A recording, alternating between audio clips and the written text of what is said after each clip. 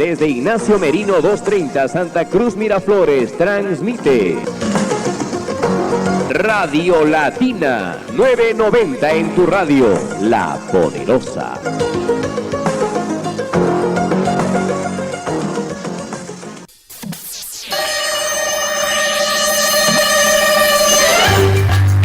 Programa por la seguridad jurídica, con lo más importante de la información jurídica legal en defensa del Estado de Derecho y de los derechos humanos, y su bloque estelar, El Notario te saluda, bajo la dirección jurídica de la Notaria de Lima, doctora Clara Carnero Ábalos, y la producción y conducción periodística de Ángel Ruiz Maldonado, aquí en Latina, La Poderosa, los sábados a las 4 de la tarde.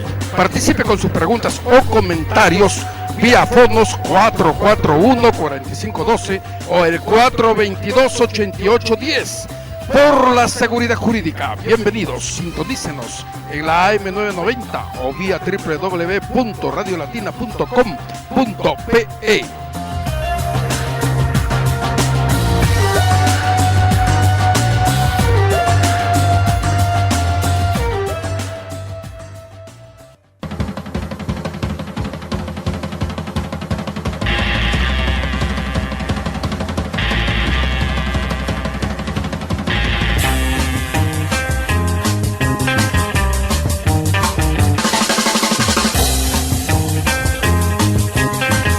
¿Cómo están, amigas y amigos? Muy buenas tardes, bienvenidos a una nueva edición de Por la Seguridad Jurídica aquí en Latina, La Poderosa, correspondiente al día de hoy, sábado, estamos ya 23, ¿no?, de abril del año 2016. Y bueno, bienvenidos, amigas y amigos, porque el día de hoy tenemos una programación muy interesante, de mucha actualidad, ¿no?, cuyo tema lo va a anunciar nuestra estimada directora del programa, quien también por supuesto es notaria también de Lima, la doctora Clara Carnero Ábalos, a quien le vamos a dar la más cordial de la bienvenida porque tenemos un invitado muy especial el día de hoy en la tarde. ¿Cómo está, doctora? Muy buenas tardes. Hola, bienvenida. Ángel, ¿cómo estás? ¿Cómo Aquí están? bien, Radio doctora. Escuchas nuevamente en este bloque especial denominado por la seguridad jurídica y el subsegmento El Notario te saluda. Hoy tenemos un invitado muy especial, que es el doctor Juan Zárate del Pino, notario de Lima, colega con el cual yo he tenido el orgullo de ingresar al notariado. Él es muy conocido en el ambiente notarial porque él es muy dedicado a todos los temas notariales y especialmente el tema que vamos a tratar hoy día, que es un tema muy especializado, como son los testamentos y como son las sucesiones intestadas o las declaratorias de heredero. Es más, él ha escrito un libro al respecto, es muy conocedor, domina mucho este tema y este libro que él ha escrito es una obligada consulta para todos los notarios que necesitamos seguir aprendiendo día a día sobre estos temas tan especiales. Colega, doctor Juan Zárate del Pino, le damos la más cordial bienvenida hoy día en este subsegmento El Notario te saluda. Y una primera pregunta que yo le quisiera hacer es ¿cuáles son las maneras de heredar de los ciudadanos? Ante todo, muchas gracias por la invitación a participar en tu programa, Clara. No hay rama del derecho civil más vinculada a nuestra actividad que el derecho de sucesiones, y las dos maneras como uno acredita su condición de heredero es a través del testamento o a través de la declaración de sucesión intestada. Jorge Eugenio Castañeda, que ha sido maestro en esta materia, decía: se es heredero porque así lo quiere el testador o porque así la ley la dispone. No hay más fuentes del derecho sucesorio, no hay más títulos sucesorios que el testamento y la resolución de declaratoria de herederos. Y para que los radioescuchas tengan conocimiento de algo, nos está pasando la voz Santos. ¿Qué pasa, Santos? El micro al doctor no se le está escuchando, a nuestro colega. Ya. A nuestro colega. Ahora. No se le está escuchando bien. Bien. Bueno, continuamos. A ver, pasa. Ahorita le va a indicar otra. Sí, acá estamos con problemas técnicos, un momentito, sí, ahorita, por favor, sí, porque no tiene nos que podemos acomodar bien aquí porque hablar de... de este tema tan especial. El micro me decías, yo pensaba que me decías el Bien, ya. Es necesario también que los radioescuchas sepan cuántos tipos de testamento existen, cuáles son los testamentos más conocidos, de qué forma pueden testar, porque muchas veces la gente no testa, no sabe qué tipo de testamentos existen, la gente fallece, hay gente como por ejemplo tú, Ángel, que eres soltero, que no tienes hijos, que no tienes bueno, estoy preocupado, ¿a quién le voy a dejar mi cuantiosa herencia? Preocupadísimo, que doctora. no tienes esposa y que deberías ya hacer tu testamento, pues, Ángel, ¿no? Bueno, si no te va a heredar la beneficencia pública de repente, si es que no tienes hermanos. O la iglesia, el Santo Padre se va a acercar. Entonces es necesario que la gente sepa que no solamente existe como manera de heredar, como tú lo has dicho, Juan, las declaratorias de heredero, las sucesiones intestadas, sino que existen testamentos. ¿Y cuáles son los más conocidos, colega? Para facilitar el otorgamiento de testamentos, el legislador ha puesto a disposición de los interesados varias formas testamentarias, para que elijan la forma que más se acomoda a sus particulares intereses. Tenemos el de la escritura pública, el testamento cerrado y el testamento hológrafo. Los dos primeros son testamentos notariales, requieren la presencia de notario y 2 testigos. El tercero, el hológrafo, es un testamento eminentemente privado, no requiere ni la presencia de notario ni la presencia de testigos. Pero cada una de las formas testamentarias tiene sus ventajas, sus desventajas, y nosotros promovemos más el testamento por escritura pública porque tiene una serie de ventajas frente a las otras formas testamentarias.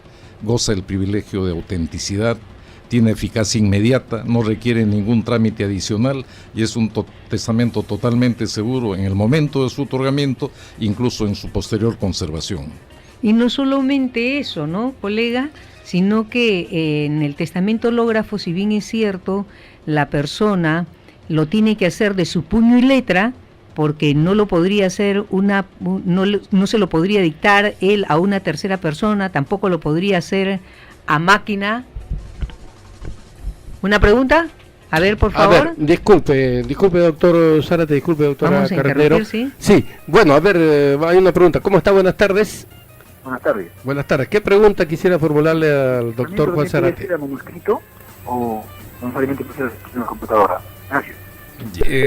El testamento hológrafo, todo testamento en realidad es solemne, pero el hológrafo, no obstante ser un testamento privado, también es solemne, en el sentido de que deben cumplirse rigurosamente ciertas formalidades.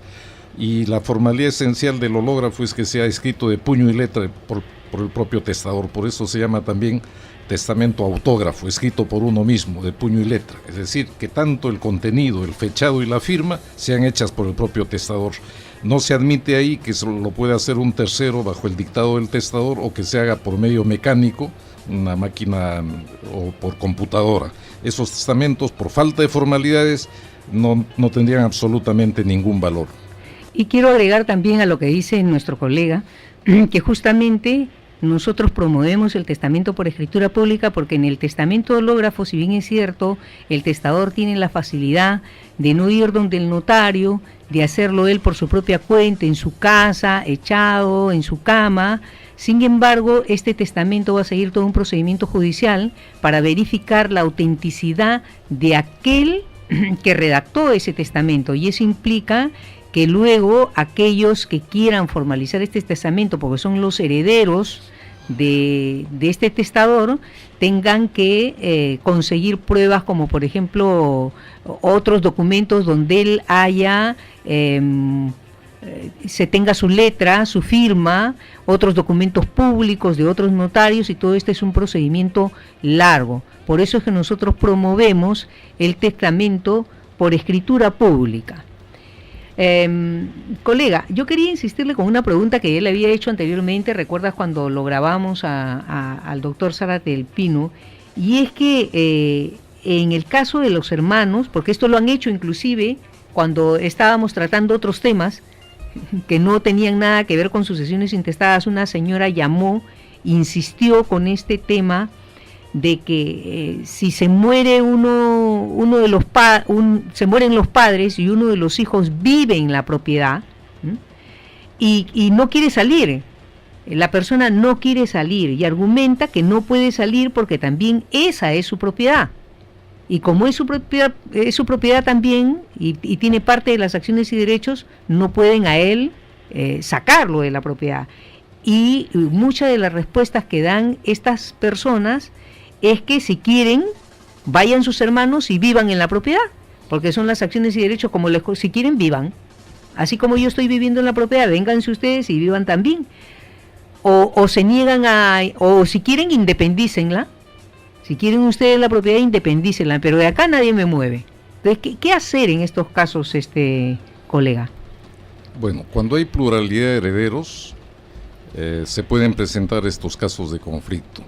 Es efectivamente mantener una propiedad común que pertenece a varias personas, esto va a ser fuente de situaciones controversiales. Entonces hay que poner fin o evitar esta situación. ¿Cuál es el mecanismo normal de poner fin a una situación de condominio entre varios coherederos? Es el proceso de división y partición. Y puede intentarse previamente la división y partición convencional o la división y partición judicial.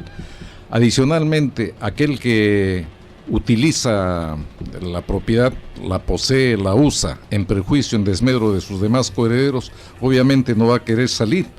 Entonces, pero está obligado a pagar una cierta renta. Esto es lo que llaman los frutos.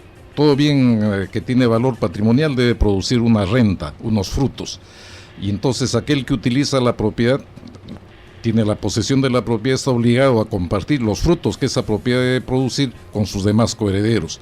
Entonces transitoriamente hay que pedirle también el pago de los frutos, porque es muy cómodo vivir gratuitamente una propiedad común de la cual no participan los demás coherederos. Pero el mecanismo adecuado sería poner la demanda de división y partición, si es que no se logra la división y partición convencional. Claro, de todas maneras hay que irse a un juicio, pues, ¿no? Ya lamentablemente acá los notarios no podemos hacer nada respecto a esto. Se hace la sucesión intestada, todos los hermanos heredan, pero uno vive en la casa, no quiere salir y no les queda más remedio que irse a juicio, ¿no? Es una situación difícil que ocurre todo el tiempo, ¿no? Pero que no se le ha puesto fin. De repente lo que cabría ahí es modificar la norma, de repente, colega, el Código Civil, para decir que cuando existan la muerte de ambos cónyuges y exista una propiedad que pertenece a los hijos, obligatoriamente se haga la venta de la propiedad y se reparte el inmueble entre todas las personas. Es como una cosa imperativa. No lo sé, se me ocurre porque es una cosa que se presenta a diario, ¿no? Claro. ¿No? De repente podría ser algo de eso. Bueno, tenemos los fondos abiertos, el 441-4512 o el 422-8810, para que ustedes puedan, amigas y amigos, preguntarle aquí a nuestro invitado especial, al señor notario de Lima, doctor Juan Zárate del Pini, por supuesto también a nuestra editora, que también es notaria de Lima, la doctora Clara Carnero Ábalos. El 441-4512 o el 422-8810. Yo quería preguntarle, doctor, una pregunta la más sencilla, ¿no? ¿Qué es un testamento? Me entiendo que es una escritura pública, ¿no? Que necesariamente va a otorgar un bien a una tercera persona, que la va a heredar. Algo me imagino que es. ¿Qué es una sucesión intestada? Bueno, el testamento es un acto jurídico, esto es una declaración de voluntad. Disculpe, doctor, sí, como se llama estamos en vivo. Declaración de última voluntad, es una declaración de última voluntad por la cual una persona dispone de todo su patrimonio o de parte de su patrimonio. Ya. ¿Y cómo lo hace? Va a contestar una preguntita, disculpe, en este momento. Disculpe la interrupción, como aquí trabajamos en vivo, y va a seguir usted explicando. Una pregunta, ¿cómo está? Buenas tardes. Sí, disculpe que me salga del tema. Un temita puntual, mire, para una rectificación de partida se requiere la partida de los progenitores. El problema es que no encontramos la partida de la mamá, y al parecer la mamá nunca tuvo partida, y en este caso solamente se puede rectificar con el de la partida de nacimiento del padre y el DNI de la madre. ¿Es posible eso? Gracias. Bueno, le va a contestar, pero primero va a responder a la pregunta que le he formulado, ¿no? Y luego hace la respuesta, le da la respuesta al radio. Bueno, a través del testamento, entonces, la persona dispone básicamente de sus bienes y de otros asuntos, incluso no patrimoniales, que le conciernen. Puede ser nombramiento de curadores, de tutores, el reconocimiento de la paternidad extramatrimonial. Por eso se dice que es una declaración compleja. por la cual la persona puede hacer todo tipo de declaraciones. En cuanto a la pregunta que hace, la pregunta dice el oyente de que si se puede rectificar una partida en base al DNI de la madre. Eso no es posible. El registro de Estado Civil exige como sustento para la rectificación de una partida la partida de nacimiento a su vez del padre o la madre cuyo nombre se haya consignado erróneamente en la partida del hijo, ¿no? Y es más, yo quiero agregarle al radioescucha que ha hecho la consulta que muchas veces las personas van con la partida de matrimonio y dicen, miren, acá la partida de matrimonio de mi madre está su nombre correctamente y en la partida de función está mal, o en mi partida de nacimiento está consignado el nombre de mi madre erróneamente, pero en la partida de matrimonio está bien. Entonces, lo que tiene que saber el radioescucha es que la partida de matrimonio es para demostrar el matrimonio, ¿no? Se demuestra con eso el matrimonio. Con la partida de función se demuestra la defunción de determinada persona y con la partida de nacimiento se demuestra el nombre. Razón por la cual, inclusive cuando una persona quiere rectificar en la partida de nacimiento, yo tengo una partida de matrimonio donde dice Rosa María Fonseca Arias y tengo en la partida de nacimiento que dice María Rosa Fonseca Arias. Yo no puedo, en base a la partida de matrimonio, rectificar la de nacimiento, porque es al revés. La que manda es la partida de nacimiento. De tal manera que si todos mis documentos posteriores fueron María Rosa en vez de Rosa María, lo que queda es ya rectificar el nombre, y eso solo se puede hacer judicialmente. Perfectamente, doctor. Muchas gracias, por su aclaración. Y le había formulado la pregunta, doctor, de sucesiones intestadas. ¿Qué viene a ser? Bueno, ¿cuál es el concepto? No es obligatorio que la persona otorgue testamento, nadie le puede imponer que haga testamento, de tal manera que ante la falta de declaración de voluntad, el orden jurídico tiene que tener establecido cómo debe regularse el destino de los patrimonios, del patrimonio que ha dejado esa persona. Y ese conjunto de reglas que establece el legislador se llama sucesión intestada. De tal manera, ahora, ¿por qué existe una sucesión intestada? Porque le interesa al orden social que toda persona que fallece deba tener los sucesores, es decir, que van a sustituir a la persona fallecida en sus derechos de propiedad, en sus créditos y especialmente en sus relaciones obligacionales. Entonces, a través del procedimiento de sucesión intestada, que puede ser notarial o puede ser judicial, el juez y el notario individualizan qué personas van a sustituir a la persona fallecida en sus derechos de propiedad, en sus créditos o en sus obligaciones, porque mediante sucesión se transmiten no solamente activos, sino también pasivos, ¿no? Y para que los radioescuchas también se enteren, colega, ¿cuál es el orden sucesorio? ¿Quiénes van en primer lugar? ¿Quiénes van en segundo lugar? ¿Cómo es el derecho a heredar a través de la declaratoria de herederos? Efectivamente, la ley establece un orden de prelación, porque en materia de relaciones de parentesco hay grados de parentesco. Los más próximos producen los efectos más intensos, los más lejanos ya van de manera supletoria.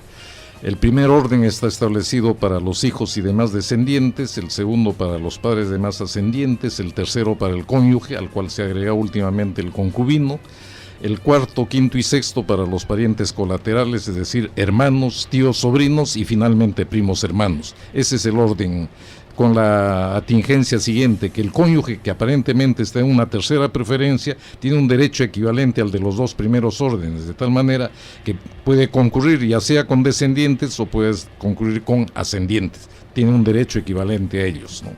Claro, y hay cosas que también el público, que no tiene por qué saberlo, porque lo saben los abogados y lo sabemos los notarios, y es que creen que la persona, la cónyuge o el cónyuge al momento de fallecer, uno de los cónyuges hereda la mitad y no es parte de la herencia en realidad.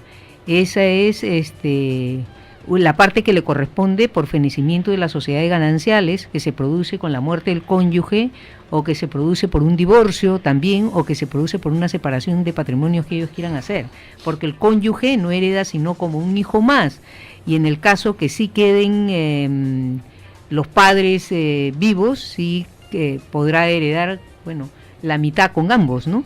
Claro, es derecho propio lo que dicen, no es un derecho transmitido. Y adicionalmente al 50% que le toca por gananciales, tiene adicionalmente una cuota equivalente a la de un hijo o la de un ascendiente con quien le toque concurrir. Ese sí es derecho hereditario, o sea, tiene dos derechos. Derecho propio, gananciales, derecho transmitido, herencia. Pero habrá un régimen, hay un régimen el cual alternativo al de sociedad gananciales, que es el de separación de patrimonios. Ahí, como no tiene gananciales, solamente conserva el derecho hereditario, que es una cuota igual a la de uno de los hijos o ascendientes con quienes les toque concurrir. Y los anticipos de herencia, que es tanto común, sobre todo hijos, ¿no?, que recién se casan y dicen, papá, me acabo de casar, dame pues, anticípame una herencia.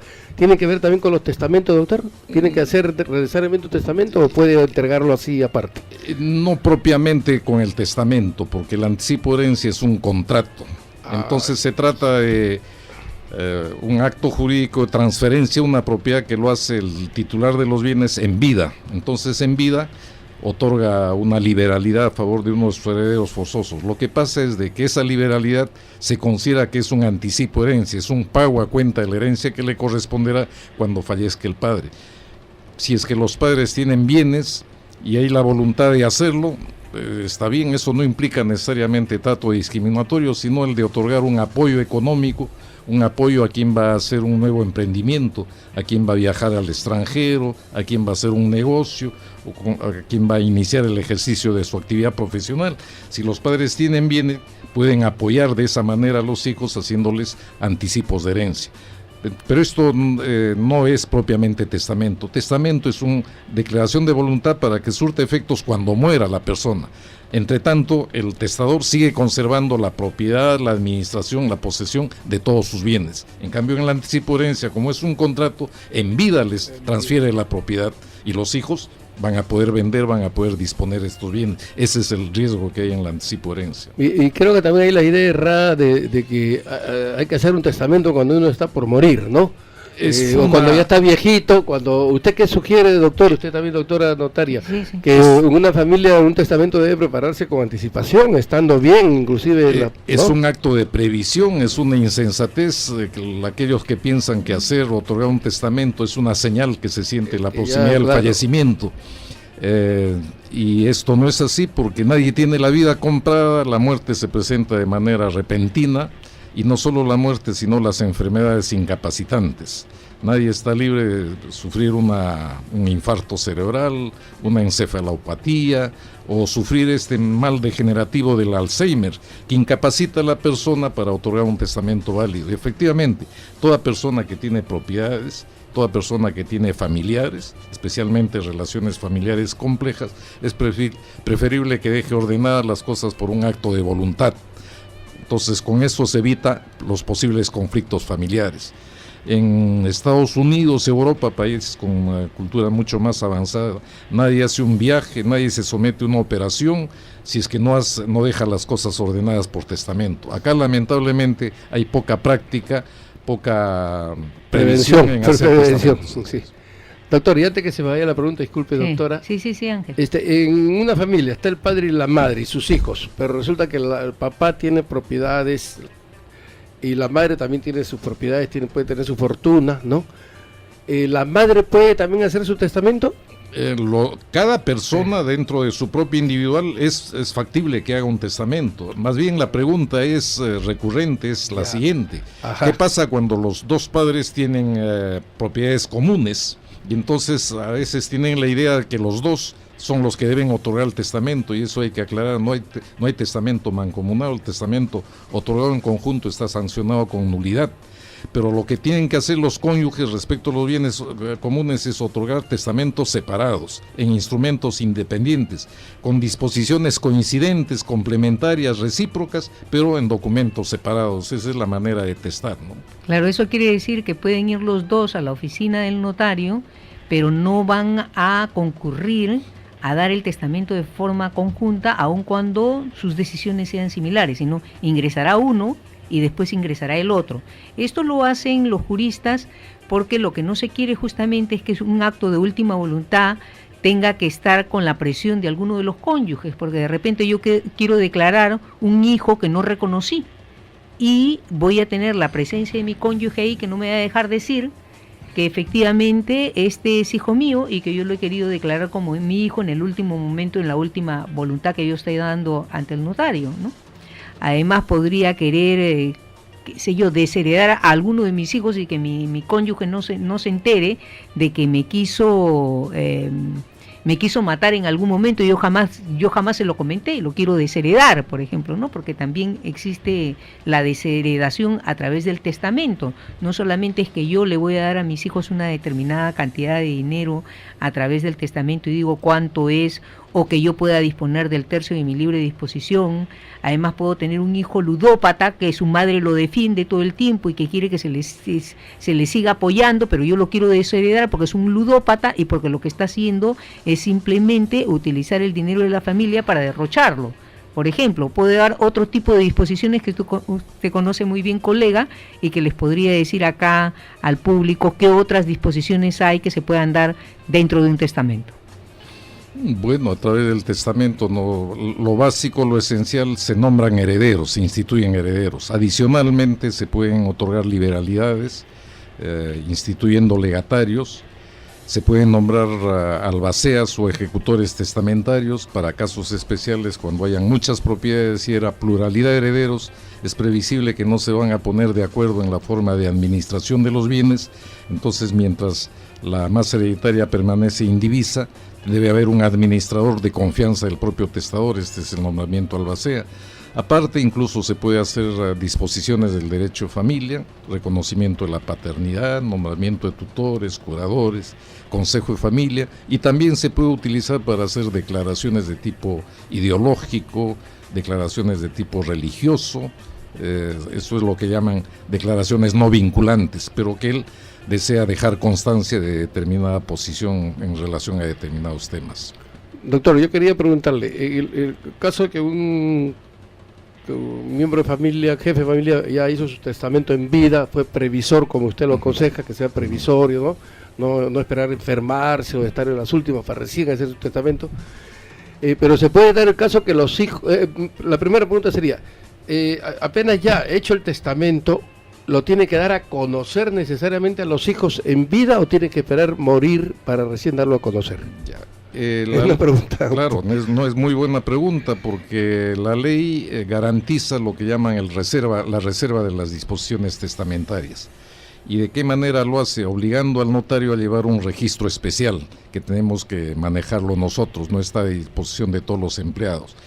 Y cuando comunicamos a registros no enviamos nada del contenido de lo que él ha declarado, solamente comunicamos lo relativo al acta del otorgamiento, quién ha otorgado, ante qué testigos, en qué fecha y ante qué notario, y a qué fojas de nuestro registro corre esa voluntad testamentaria, porque lo que se busca preservar es justamente esa reserva para evitar que los parientes los hagan objeto de presiones, claro, haya resentimientos y ese tipo de situación. Normalmente el testamento se llega a conocer, se llega a publicitar y divulgar después recién que la persona ha muerto, porque es declaración de última voluntad, dice disposiciones mortis causa, para después de su muerte. ¿Cuántos días después de su muerte? No hay ningún plazo, no hay plazo. Al día siguiente o a los 2 días se acreditan el deceso de una persona con la partida respectiva de la función, el notario envía el texto íntegro del testamento a los registros públicos para que se divulgue lo que él ha dispuesto. Bien, tenemos otra preguntita para nuestro invitado especial, el doctor notario de Lima, Juan Zárate del Pino. ¿Cómo está? Buenas tardes.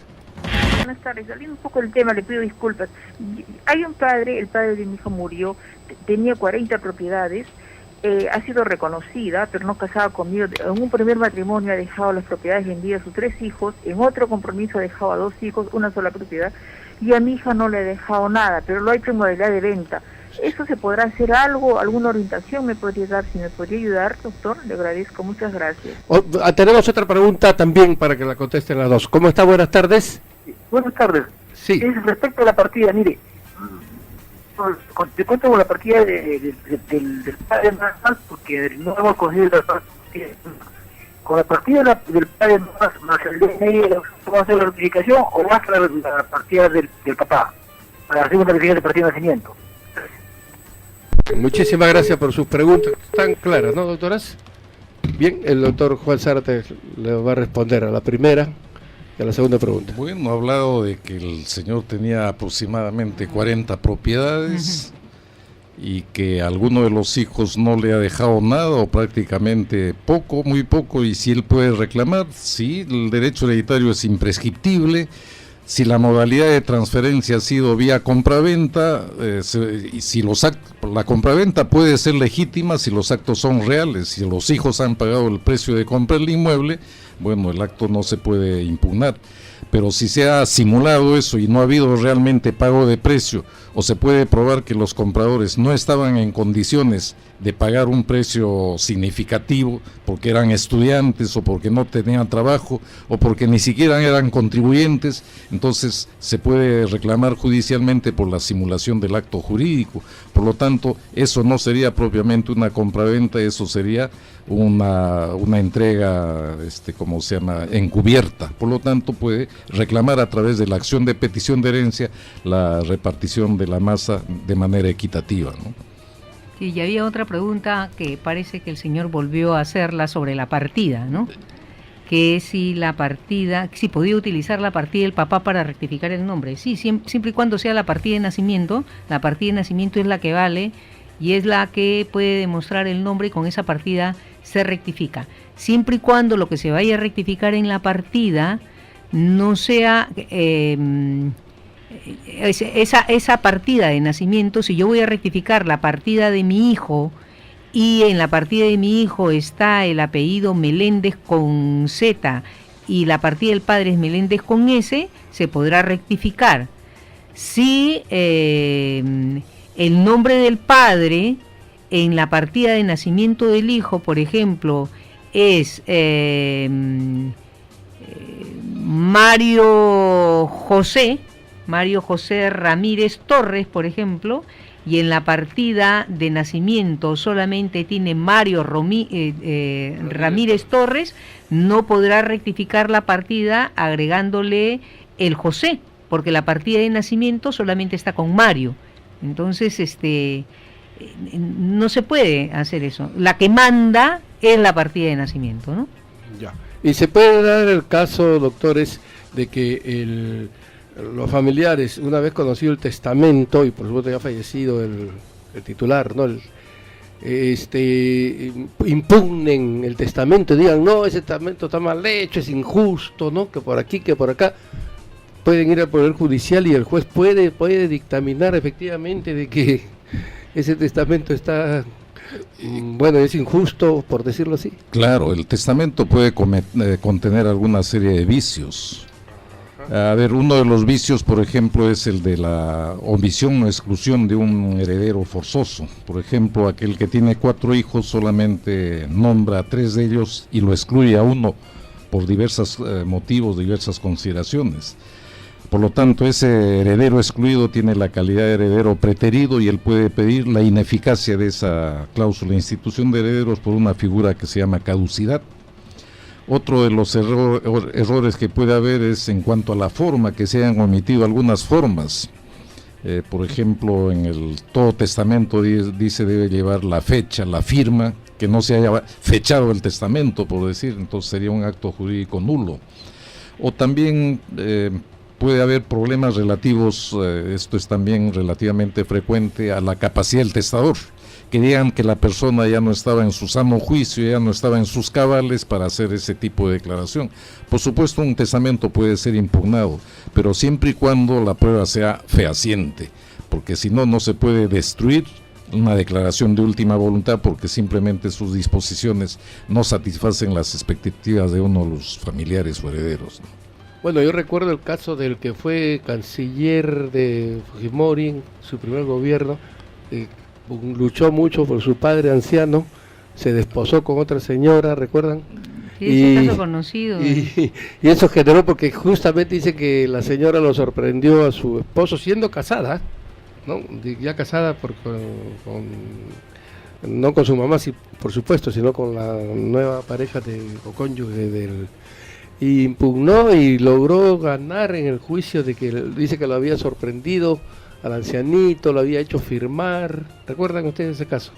¿Cómo se llama? Tudela, el doctor Sí, Tudela. Tudela. Claro, no fue propiamente testamento, fue un ya. caso de nulidad de matrimonio. Pero tenía que ver con herencias, ¿no? Por supuesto, Con porque herencias. en virtud del matrimonio, el cónyuge se convierte automáticamente en heredero forzoso. O sea, la señora se convertía y estaba Exacto. en contra de Tudela, por supuesto. Por supuesto, había conflicto de intereses, la herencia se iba a producir una disminución, un menoscabo, porque había que darle participación a la esposa.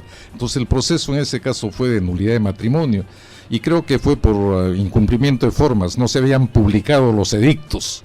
Entonces parece que eso era, y otra de las causales era la capacidad o incapacidad del contrayente, pero lo fundamental fue, creo, la omisión en la publicación de los edictos, ¿no? Así es, Claro, un proceso porque bastante estos largo, temas ¿no? tienen que ver con las sucesiones, pues el matrimonio tiene que ver, es un sucesor. Yo recuerdo un caso que me contó mi padre hace muchos años, que sucedió en Piura, dice hace mucho tiempo, de un joven que se había unido con una chica que tenía muchísimo dinero en Piura, y la chica salió embarazada. Ella tenía muchísimo dinero, pero él no lo tenía. Y en el parto fallecieron ambos. Entonces, en esa época, y había que determinar quién había fallecido primero para saber hacia dónde iba la herencia.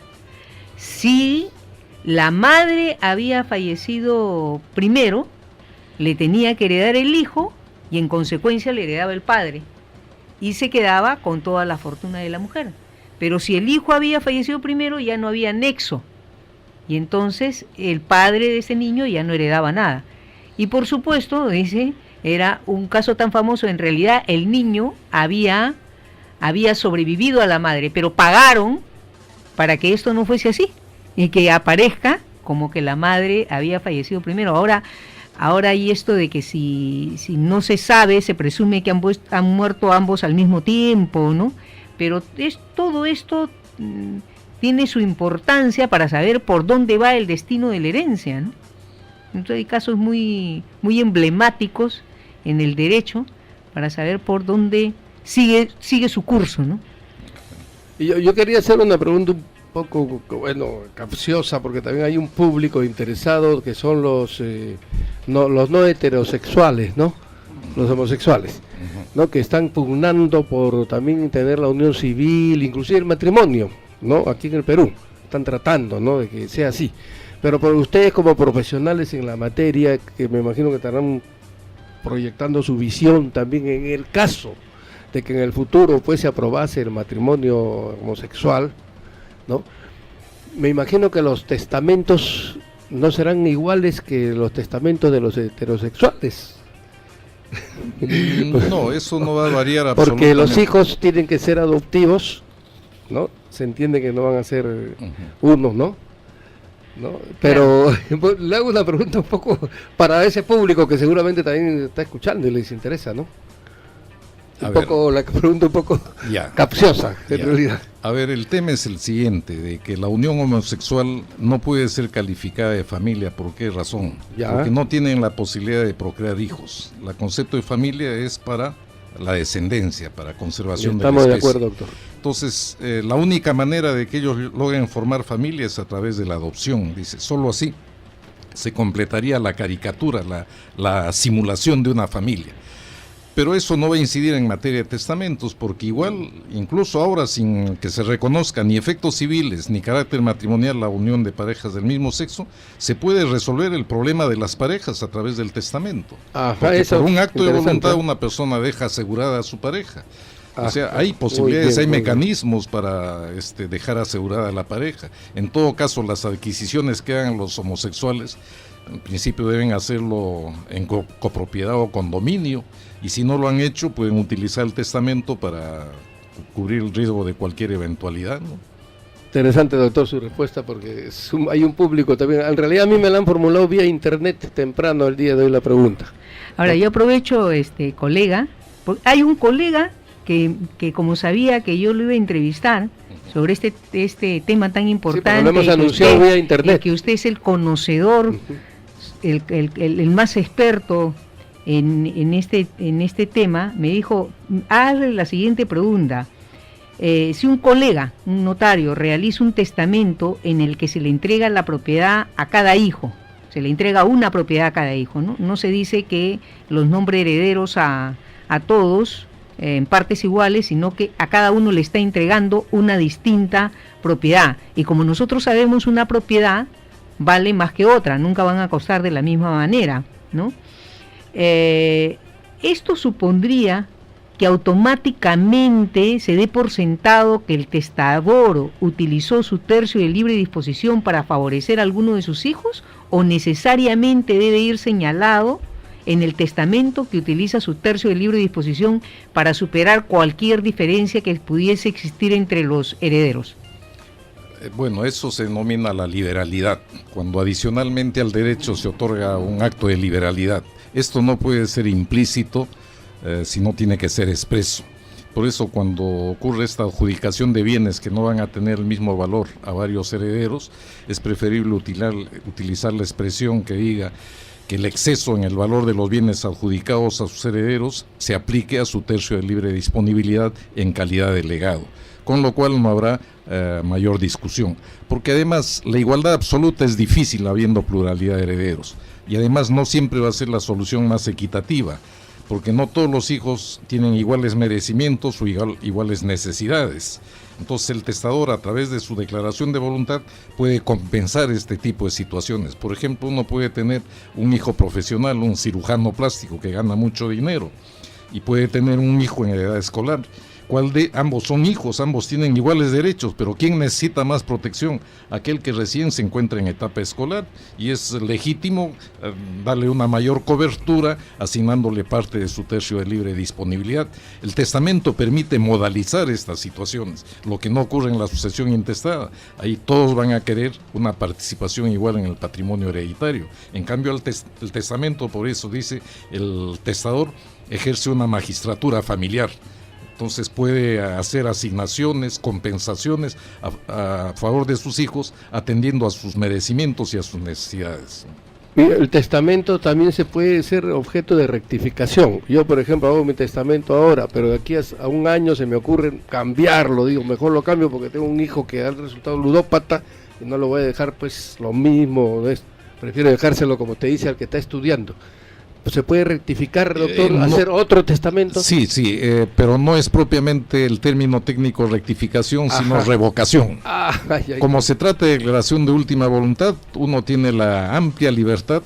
Esto no está limitado, el ejercicio es totalmente absoluto, no tiene que dar explicación o justificación. La persona puede modificar sus disposiciones anteriores, puede ampliarlas, puede suprimirlas, puede sustituirlas, dejarlas sin efecto parcialmente o totalmente. Cualquier modalidad es admitida, esa se llama la facultad revocatoria que tiene el testador. Muchas gracias, doctor. Y una pregunta que se hace mucho también respecto a este tema es que si yo hice un testamento ante un notario, ¿se lo puedo revocar ante otro? Sí, lo puede revocar ante cualquier notario, lo puede modificar ante otro notario, revocarlo, modificarlo, aclararlo, en fin.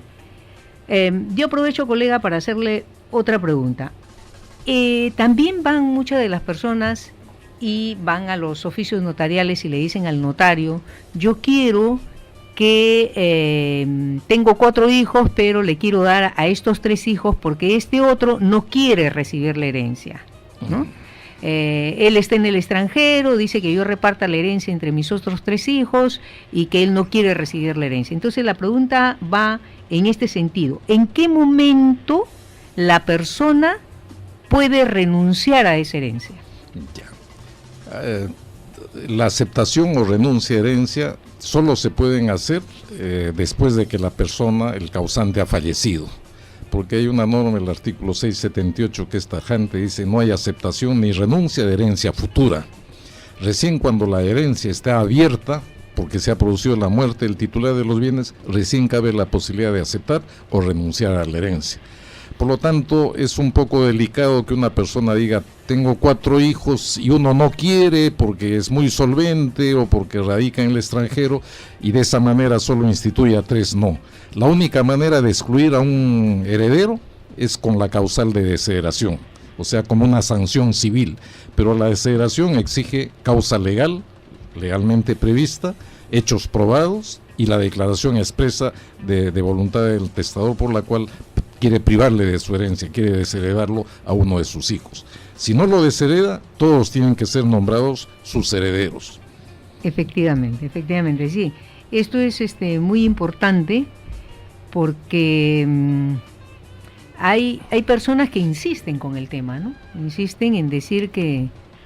Esto se da con más frecuencia en el ámbito de las sucesiones intestadas. Cuando la persona dice, quiero que me declare a mí y a tal, o a mí simplemente porque mis hermanos son muy solventes, ellos no quieren o tienen defectos en sus partidas, no. Hay que incluir a todos. Después, aquel que no quiere, que haga una cesión de derechos y a quien quiera favorecer, pero hay que incluir a todos, porque si no, pues, corremos el riesgo de aquel que ha sido excluido, digan que el notario en complicidad con tal se han coludido para despojarme de mi derecho hereditario.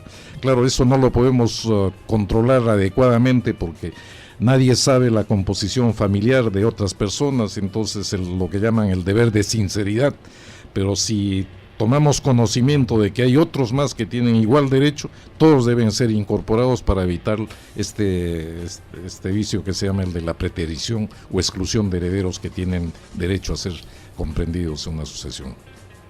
Otra consulta, colega.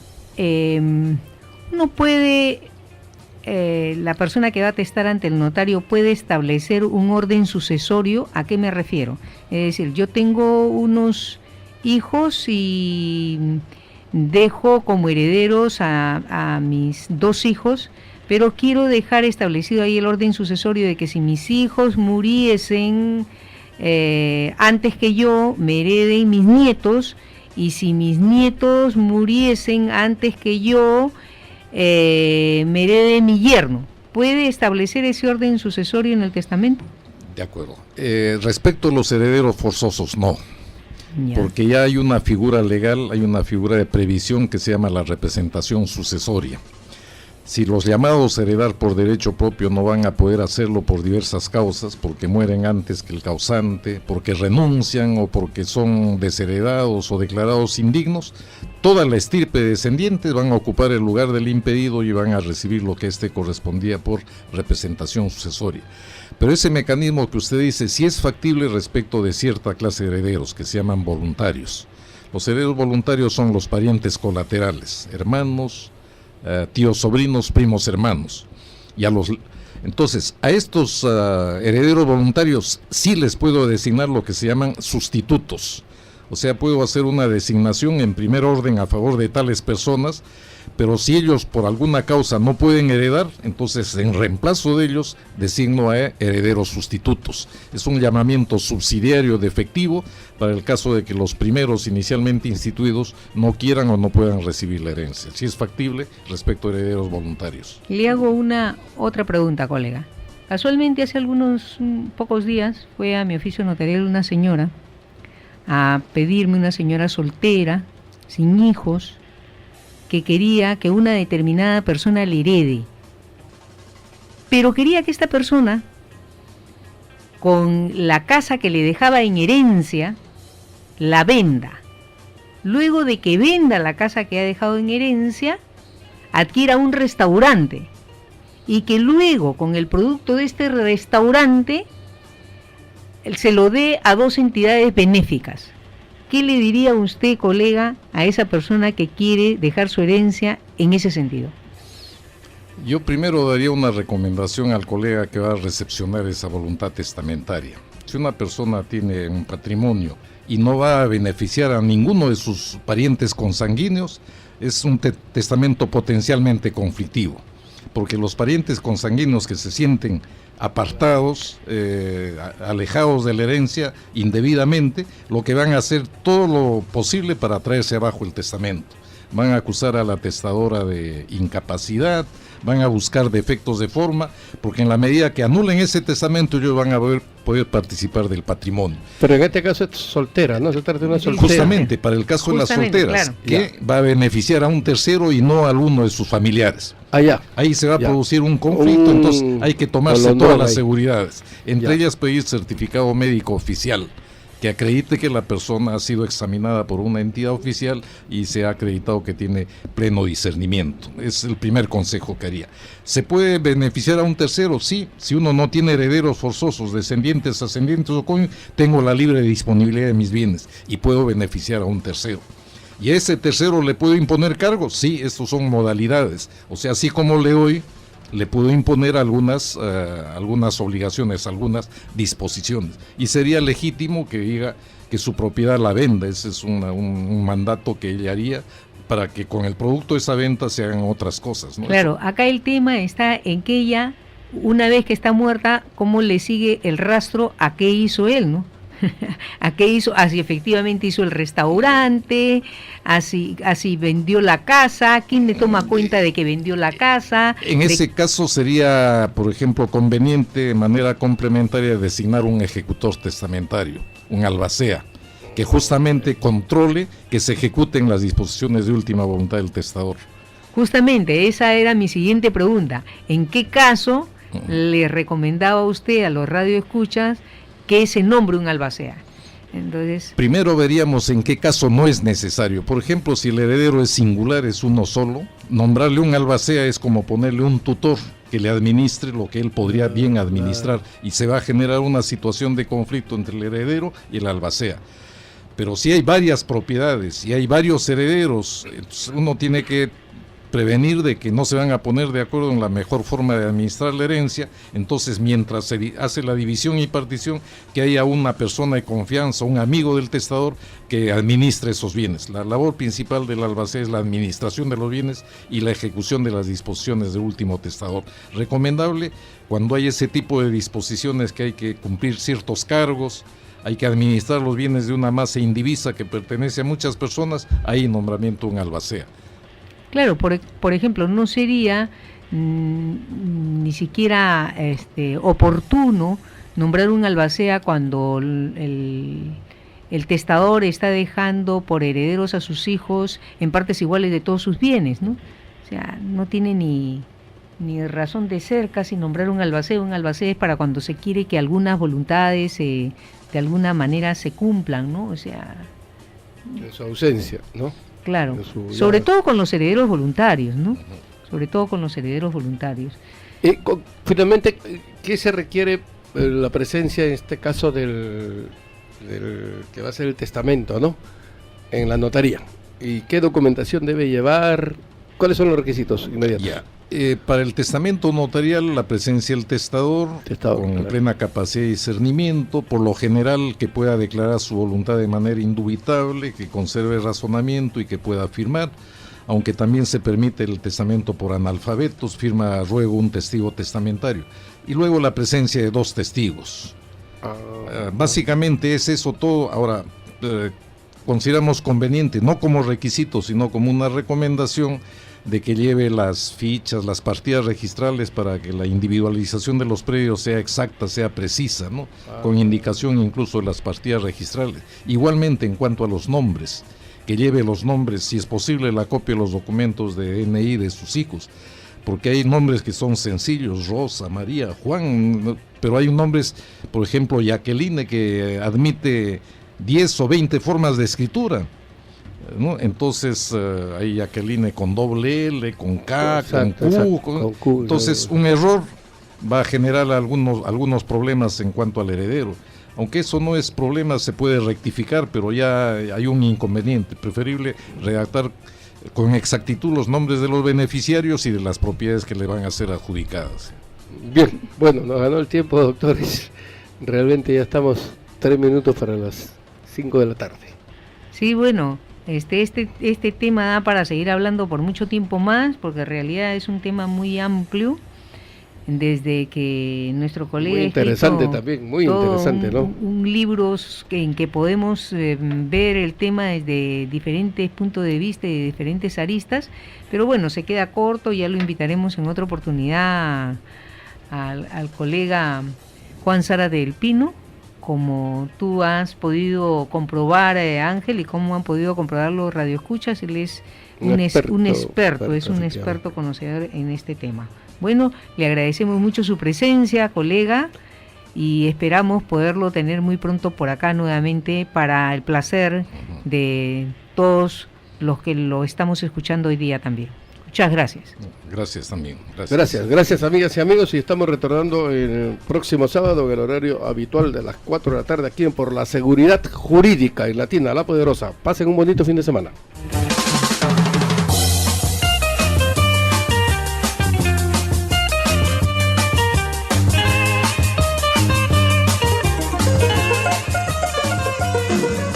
Desde Ignacio Merino 230, Santa Cruz Miraflores, transmite Radio Latina 990 en tu radio, La Poderosa.